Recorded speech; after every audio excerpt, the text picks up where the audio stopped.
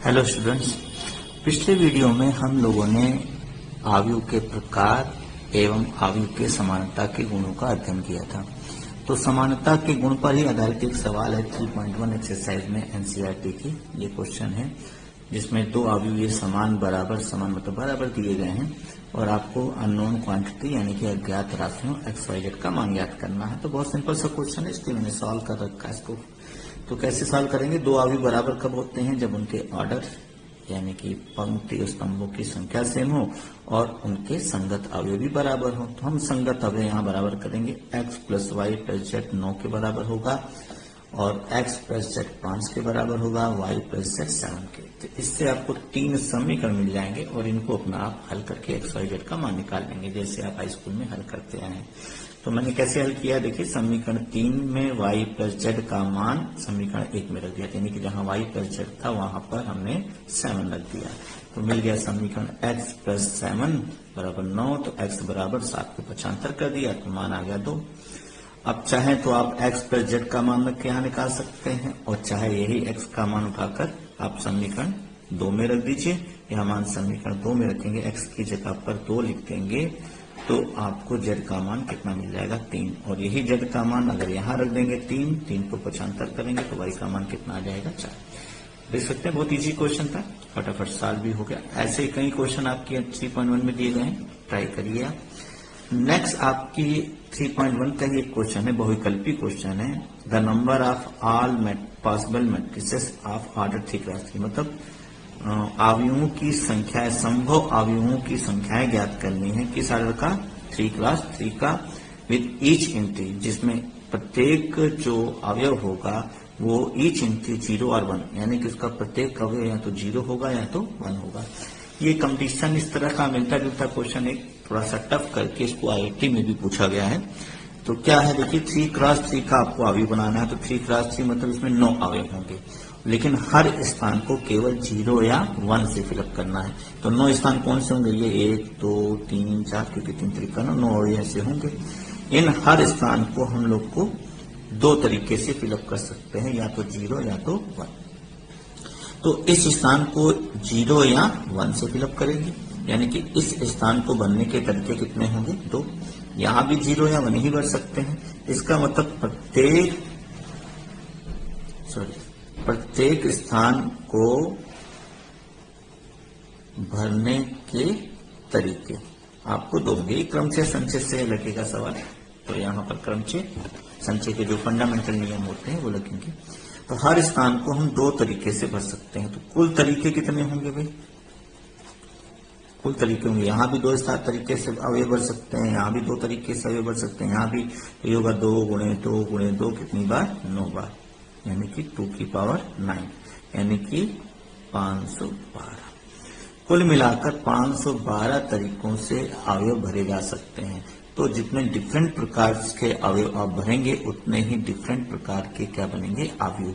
तो अवयवों की संख्या होगी, अवयवों की नंबर ऑफ मैट्रिसेस की संख्या होगी कुल मिलाकर 512। तो 512 आप अवयव बना सकते हैं। तो आई होप आपको ये समझ आ गया होगा। अब उसके बाद आते हैं 3.2 एक्सरसाइज में। 3.2 एक्सरसाइज में अवयव का आपको कुछ और गुणों का अध्ययन करना है और इसमें है अवयव का जोड़ना, घटाना और किसी अचर राशि से उसमें गुणा करना। तो मैं सीधा आपको एक्सरसाइज का एक उदाहरण लेकर सवाल बता देता हूँ। 3.2 का ही एक क्वेश्चन है। जैसे मान लीजिए एक अवयव दिया है A, एक क्वेश्चन ले रहे हैं आपको। इससे मैं आपको 2 गुणों के बारे में बता दूंगा कि किसी अचर राशि से अवयव में गुणा किया जाए तो क्या होता है और अवयव को जोड़ते घटाते कैसे हैं। तो ये मान लीजिए एक अवयव है और दूसरा अवयव मान लेते हैं ये C है 3 4, और आपसे कहा गया 3A निकालिए, यानी कि इस अवयव में 3 से क्या करिए? गुणा कर दीजिए। तो हम 3 से गुणा करने जा रहे हैं। अगर किसी अचर राशि से किसी अवयव में जब गुणा किया जाता है, जैसे 3 से गुणा करना, तो इसका गुणा सभी अवयव में करेंगे आप, यानी कि 3 का गुणा सभी में होगा। 3 दूनी 6, 3 चौक 12, 3 त्रिका 9, 3 दूनी 6। बहुत सिंपल सी गुण है, बहुत सिंपल सी प्रॉपर्टी है कि अगर किसी अवयव में अचर राशि k से गुणा कर रहे हैं तो इस k का गुणा सभी एलिमेंट में होगा, सभी अवयव में होगा। तो आई होप इतना समझ होंगे। अब उसके बाद आपको अगर मान लीजिए ये कहे कि 3a माइनस सी का मान निकालिए, यानी कि इस आव्यूह का जो मान आया है इसमें सी आव्यूह घटा दीजिए। तो आव्यूह को जोड़ते घटाते कैसे हैं? पहली चीज ये याद रखिए कि दो आव्यूह को तभी जोड़ा और घटाया जा सकता है जब उनके ऑर्डर क्या हो, सेम। अर्थात अगर ये दो पंक्ति दो कॉलम का आव्यूह है तो ये भी दो पंक्ति दो कॉलम का आव्यूह होगा, तब ये घट पाएंगे। वो घटेगा कौन? संगत अवयव। ऐसे 6 में माइनस 2 कटेगा तो माइनस माइनस एक प्लस हो जाएगा, ये तो 6 और 2 8, यानी कि इस तरह हो जाएगा। 12 में ये 5 घटेगा। तो ऑर्डर सेम होने पर आप जोड़ घटा सकते हैं, और जोड़ेंगे घटाएंगे किसको? संगत अवयव को। 9 में से 3 घटेगा, 6 में से 4। सेम प्रक्रिया जोड़ की होती है। अपना जो भी मान आएगा लिख लीजिएगा। तो ये हमारा आंसर हो गया। इस तरह से आव्यूह को आप जोड़ सकते हैं, यानी कि दो आव्यूह को हम तभी जोड़े घटा सकते हैं जब आपके उनके ऑर्डर सेम हो, और जोड़ेंगे घटाएंगे किसको? आपके संगत आव्यूह को। अब बात करते हैं इनके कुछ गुणों की। आव्यूह के जोड़ के गुण की बात करते हैं। तो आव्यूह का जोड़ जो होता है वो क्रम विनिमय नियम का पालन करता है, यानी क्रम बदलने पर आंसर पर कोई फर्क नहीं पड़ता। दूसरा गुण होता है सहचर नियम। इससे 3 आव्यूह को जोड़ा जाता है क्रम बदलकर इस तरह से, तब भी उसके मान पर कोई प्रभाव नहीं पड़ता है। ऐसे ही तीसरा गुण होता है शून्य आव्यूह जो होता है, जिसको जीरो जैसे सिंबल से लिखते हैं, ओ जैसे सिंबल से लिखते हैं। तो अगर किसी आव्यूह में शून्य आव्यूह जोड़ दिया जाए तो उसके मान पर कोई प्रभाव नहीं पड़ेगा। इसको हम लोग बोलते हैं इकाई, योगात्मक इकाई। किसका? आव्यूह का। तो ये कुछ फंडामेंटल गुण हैं, इसको आप ध्यान रखिएगा। बुक से अपना एक बार रीडिंग कर लीजिएगा, बहुत ज्यादा कठिन नहीं है। आई होप आप इतना कर सकते हैं। तो इस तरह से किसी अचर राशि से गुणा कैसे किया जाता है और आव्यूह को जोड़ा और घटाया कैसे जाता है, ये मैंने आपको बता दिया। अब इसके बाद आता है कि दो आव्यूहों का आपस में गुणा करना। आव्यूहों का गुणा थोड़ा सा दिक्कत वाला होता है। तो पहली बात तो ये जान लीजिए कि दो आव्यूह का गुणा कब किया जा सकता है। मान लीजिए मेरे पास एक आव्यूह है m क्रॉस n का, और एक आव्यूह है आपका p क्रॉस q का, और मैं चाहता हूं दोनों का आपस में गुणा किया जाए। तो ये गुणा तभी संभव होगा जब पहले का कॉलम और दूसरे की पंक्ति ये आपस में क्या हो? सेम। इन दोनों का मान सेम होने पर ही गुणा करके दिखाया जा सकता है।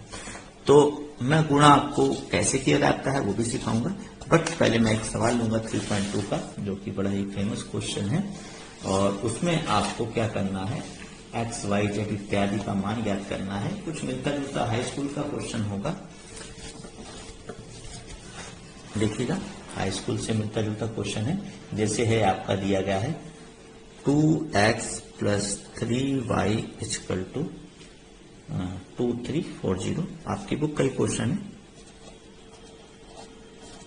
और दूसरा इसका है समीकरण 3x प्लस 2y बराबर, ये भी एक आव्यूह दिया गया है। आव्यूह है 2 2 2 -2 -1 और एक अवयव है। तो आप देख सकते हैं समीकरण तो ये हाई स्कूल वाले ही हैं, बट फर्क क्या है इसमें?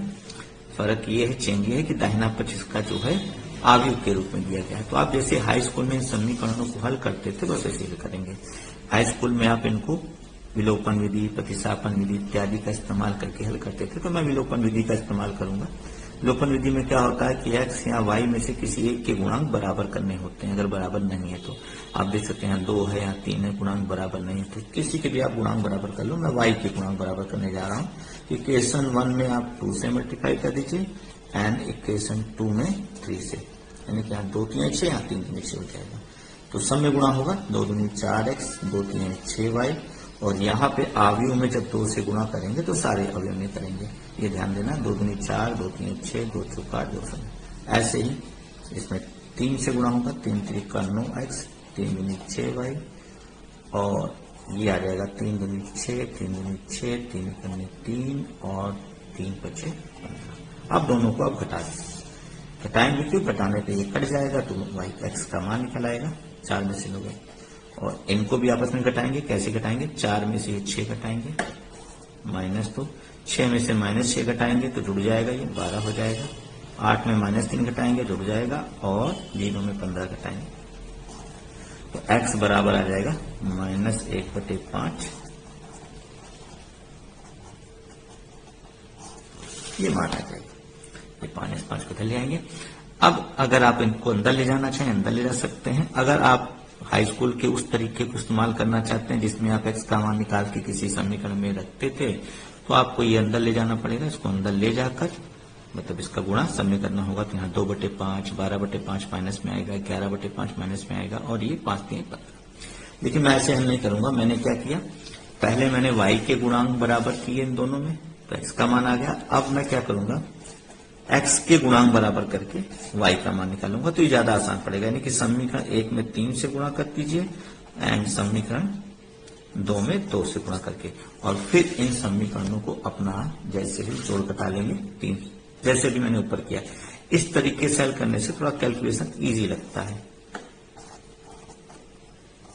ऐसे आप कर लेंगे, और यहां 2 से गुणा,